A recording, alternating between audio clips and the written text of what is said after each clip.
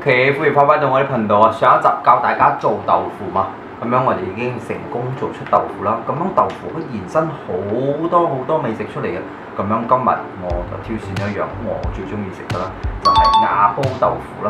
咁樣瓦煲豆腐呢，我係由細到大都好中意食瓦煲豆腐啊，因為乾飯啊嘛，好扯飯啊嘛，所以呢，變咗我好中意食瓦煲豆腐嘅。今日我都唔理多講，教大家點樣去做瓦煲豆腐啦。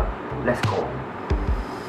先嚟介紹下我哋食材啦。今日有嘅係白菜啦、broccoli 啦，有白嘅有青嘅啦。咁樣紅葱啦、蘿蔔啦，個係包粟仔啦、蒜3粒，有嘅係肉片紅蝦啦、3粒帶子。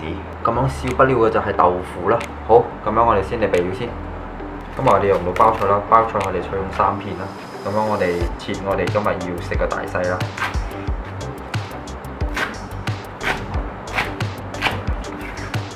西蘭花、broccoli 切我哋要嘅量啦，大概我攞3-4嗲到啦。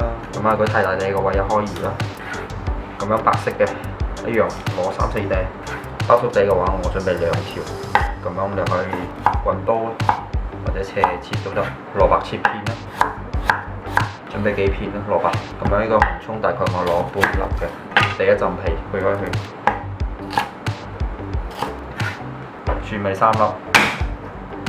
咁呢個切啦 ，OK， 咁樣呢個我哋先備住啦，一陣間有用到嘅。然之後豆腐今日我哋攞半嚿啦，咁樣切我哋今日要嘅大細。好，咁樣我哋嚟開始噶啦，先嚟炒豆腐先啦。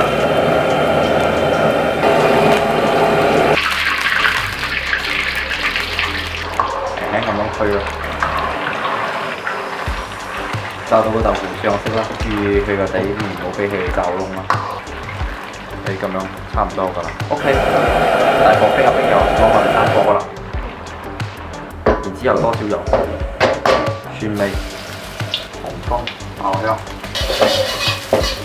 之後蝦球同個豬肉，我哋放入菜、帶子，然之後加入水。大概係2行，然之後大火滾白菜，放入豆腐，然之後我哋開始調味，雞腸湯、蠔油1匙，醬油1匙，雞精粉1茶，料酒1匙，胡椒粉多少，芡水多少咁樣放啦，睇起個濃度夠唔夠啦，如果唔夠嘅話再嚟。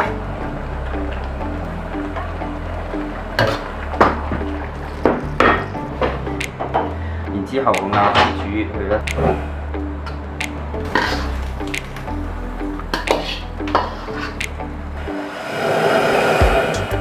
好，個瓦煲煮滾咗就 OK 啦。